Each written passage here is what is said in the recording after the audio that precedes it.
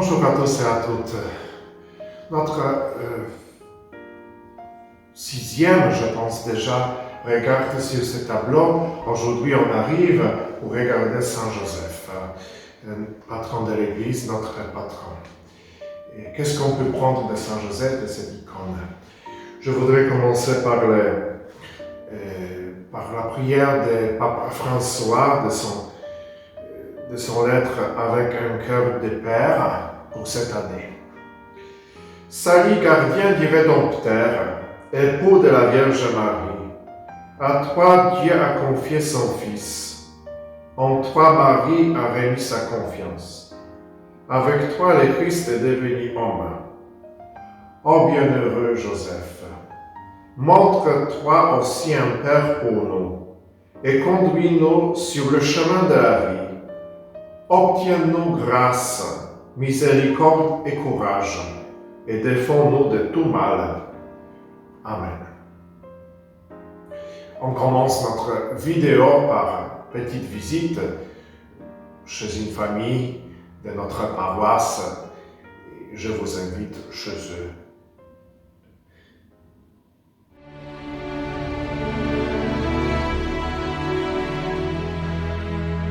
Humble gardien de la Sainte Famille, époux fidèle, Père vigilant, dans la confiance tu n'as pas craint de recevoir chez toi Marie, l'aurore du salut.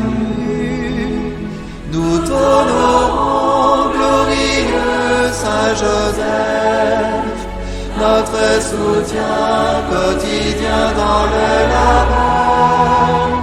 Tu as veillé sur Jésus comme un père, oh veille sur nous et conduis-nous à lui.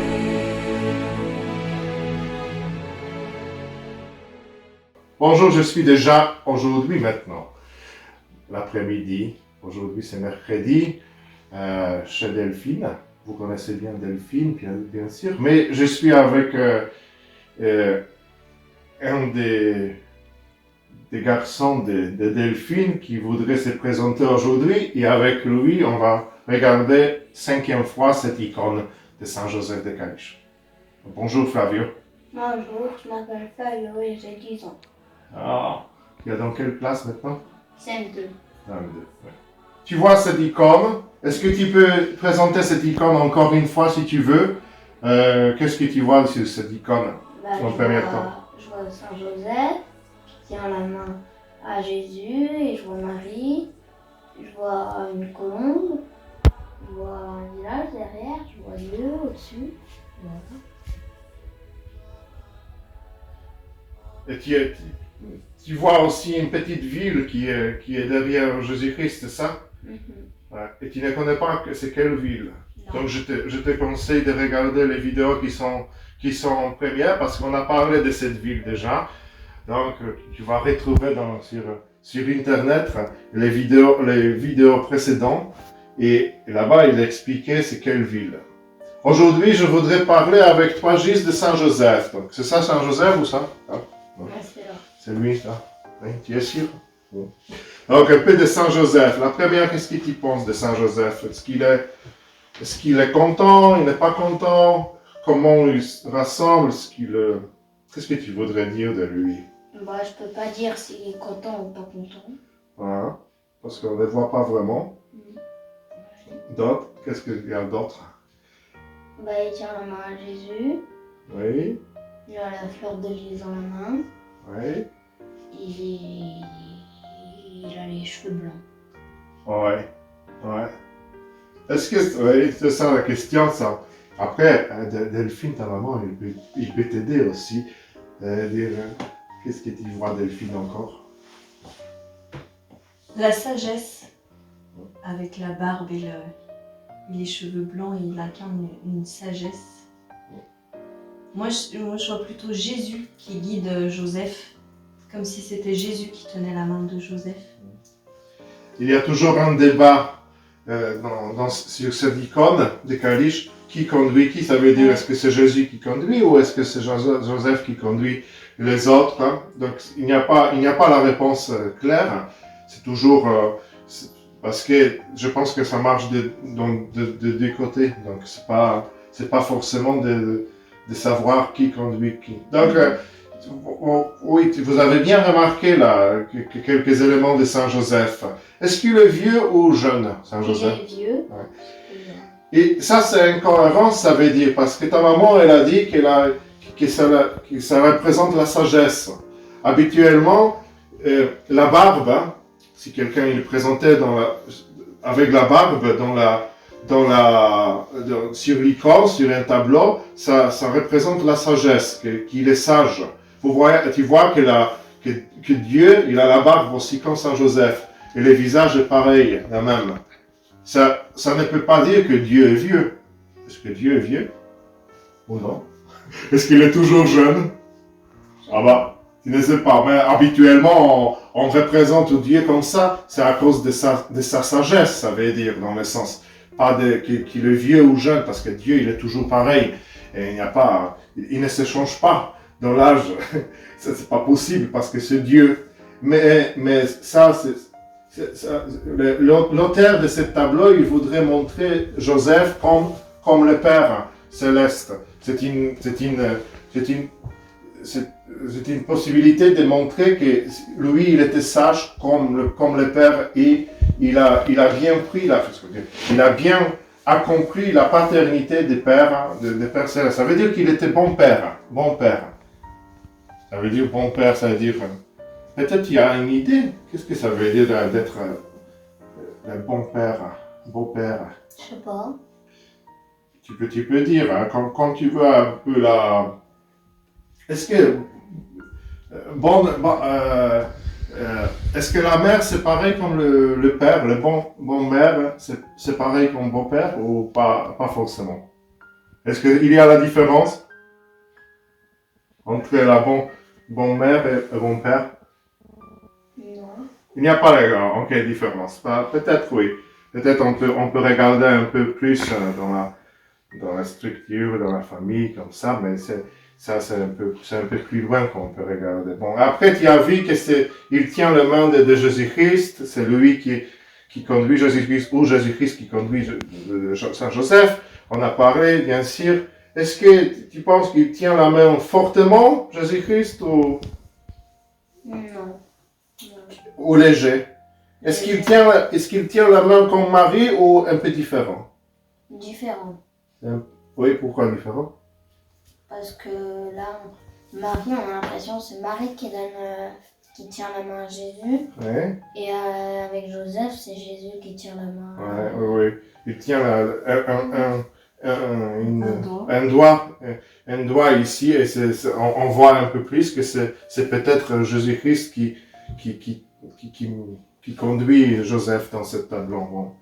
Et tu as vu qu'il est comment tu as dit là, qui est... Les cheveux blancs? Oui, cheveux blancs. Est-ce que c'est vraiment le cheveu blanc ou est-ce que c'est la lumière qui descend sur lui et c'est pour cela il est bien illuminé? Je pourrais pas dire. Ouais.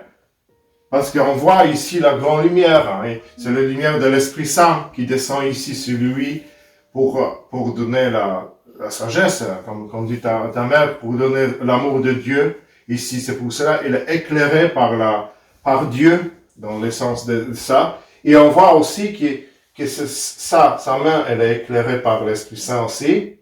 Et aussi, il y a sa pied qui est éclairé par la lumière de ça. Pourquoi? Parce que c'est un symbole.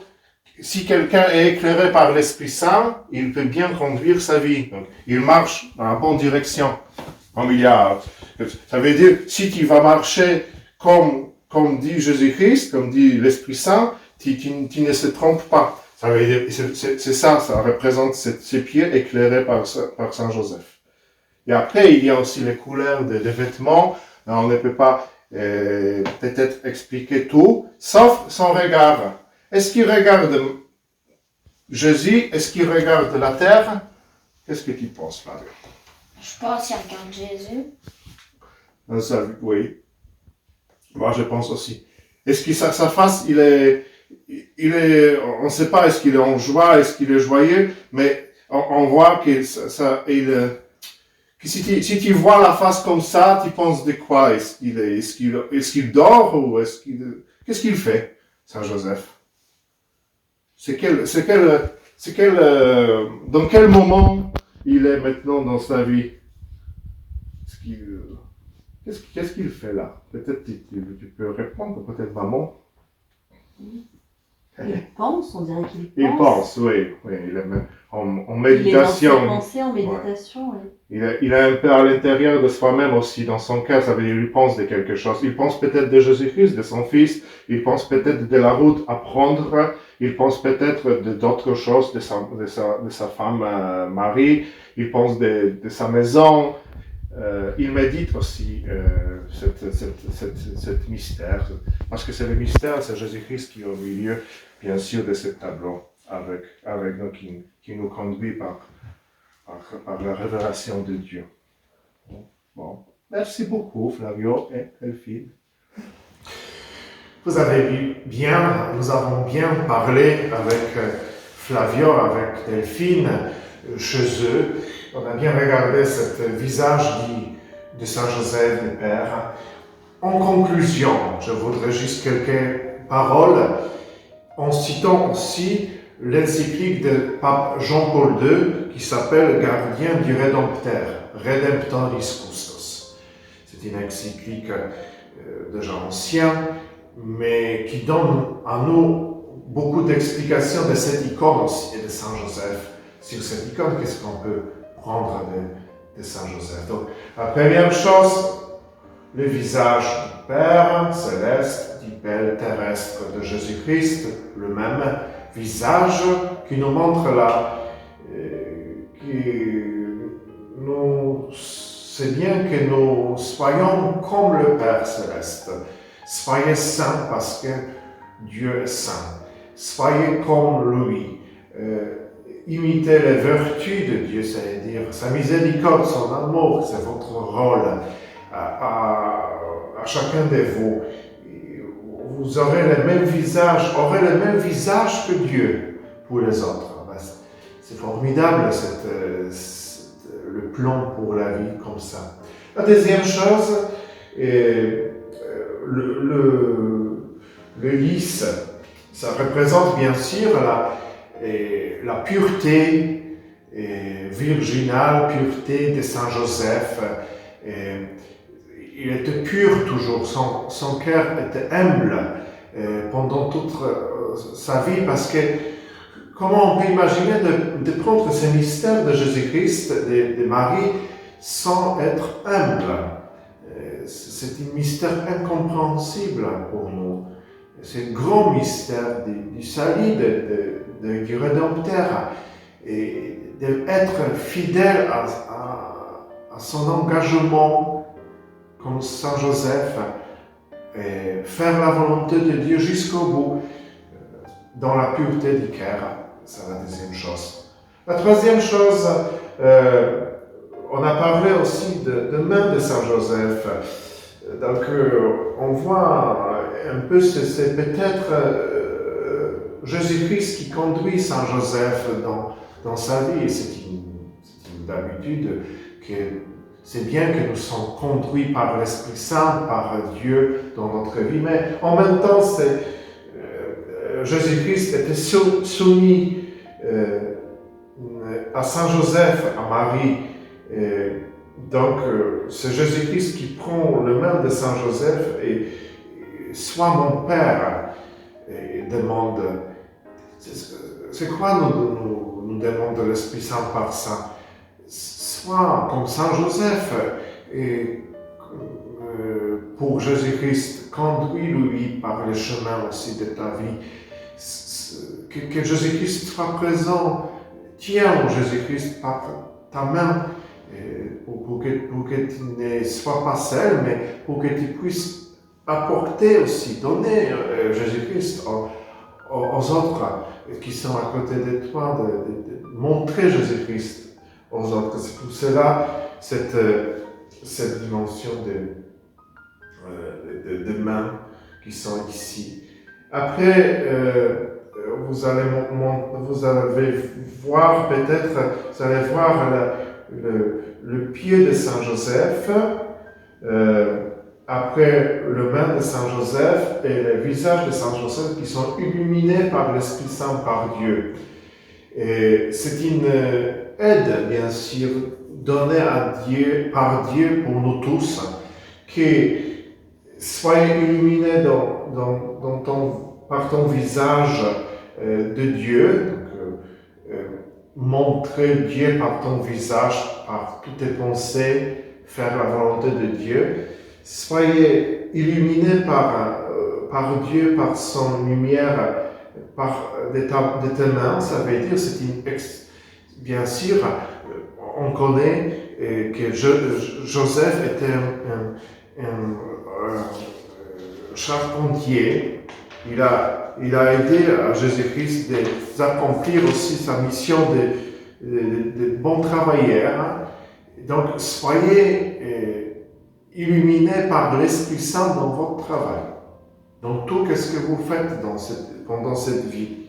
Qu'est-ce qu'il dit donc, Jean-Paul II? Cette soumission, c'est-à-dire l'obéissance de Jésus dans la maison de Nazareth, est aussi comprise comme une participation au travail de Joseph. Celui qui est appelé le fils du charpentier avait appris le travail de son père purgatif. Si dans l'ordre du salut et de la sainteté, la famille de Nazareth est un exemple et un modèle pour les familles humaines, on peut en dire autant, par analogie, du travail de Jésus à côté de Joseph le charpentier. Le travail de Jésus dans la maison de Saint Joseph, le travail de Saint Joseph donné aussi pour sa famille, il peut nous illuminer pour notre travail aussi. Si nous allons travailler comme lui, comme eux, comme Jésus-Christ. Et pour le salut du monde, bien sûr, pour le salut de tous les autres. Après, on voit que le visage de Saint Joseph est contemplatif. C'est une chose extraordinaire aussi, nous explique Jean-Paul II. Saint Joseph était la primauté de la vie intérieure de Saint Joseph, dit Pape Jean-Paul II. Joseph était quotidiennement en contact avec les mystères cachés depuis les siècles, qui établit sa demeure sous son toit. Cela explique par exemple pourquoi Sainte Thérèse de Jésus, la grande réformatrice du Carmel contemplative, se fit la promotrice du renouveau du culte rendu à Saint Joseph dans la chrétienté occidentale. Le sacrifice absolu que Joseph fit de toute son existence aux exigences de la venue du Messie dans sa mission, dans sa maison, trouve son juste motif dans son insondable vie intérieure, d'où lui viennent des ordres et des réconforts tout à fait particuliers et d'où découle pour lui la logique et la force, propres aux âmes saines et transparentes, des grandes décisions, comme celle de mettre aussitôt à la disposition de desseins divins sa liberté, sa vocation humaine légitime, son bonheur conjugal, acceptant la condition, la responsabilité et les points de la famille et renonçant au profit d'un amour virginal incomparable à l'amour conjugal naturel qui la constitue et l'alimente. Donc, toutes ces étapes de la vie familiale, dans la vie quotidienne aussi, Joseph nous montre, sois contemplatif, ça veut dire que la vie intérieure soit le premier motif de tous tes actes. Et la dernière chose, c'est un homme juste, comme nous dit Pape Jean-Paul II. Et ça, c'est aussi expliqué par son pied, parce que c'est Dieu qui est en avant. Lui, Joseph, il conduit Sainte Famille dans les chemins. Et cette pied qui est illuminée par l'Esprit Saint, ça nous montre que Joseph, il a marché par les chemins de justice. Il était toujours juste dans ses actes, dans ses gestes. Et il a conduit toujours juste son Fils Jésus-Christ. Qu'est-ce qu'il dit Jean-Paul II? Au cours de sa vie, qui fit un pèlerinage dans la foi, Joseph, comme Marie, resta jusqu'au bout fidèle à l'appel de Dieu.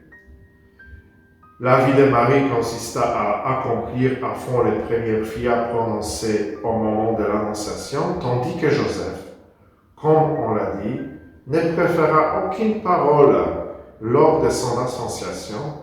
Il fit simplement ce que l'ange du Seigneur lui avait prescrit. Joseph a pris le chemin, ce chemin de Dieu, bien sûr, dans sa vie. Et par cela, il a accompli la volonté de Dieu dans sa vie. Il nous motive aussi. Réfléchis dans ta vie. Et comment tu voudrais vivre pour marcher dans la justice de Dieu? Comment tu voudrais vivre pour que tu sois attentif à cette justice de Dieu, ça veut dire à cette volonté de Dieu dans ta vie, dans tous tes actes aussi, dans tous tes chemins que tu prends, aujourd'hui, demain, chaque jour à nouveau. Je vous souhaite par l'intercession de Saint Joseph d'être fidèle à l'appel de Dieu, à l'amour du Père, d'être juste, d'être contemplative, d'être pur, humble devant le Seigneur et regarder toujours le Seigneur Jésus-Christ pour être conduit par Seigneur Jésus aussi dans ta vie. Et je finis par une petite prière, des petites méditations de Michel Kuhl de ce livre. Joseph, veux-tu être mon charpentier pour raboter les ergots de mon âme et la vernir de la seule fierté de servir Dieu et mon prochain dans la joie de l'effacement?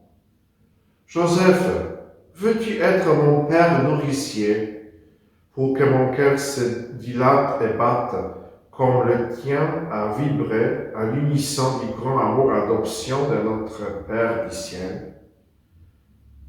Joseph, veux-tu être le veilleur de nos familles, constante ou récompensée, pour qu'elles croissent comme ton foyer si atypique, en foi, en miséricorde et en tendresse?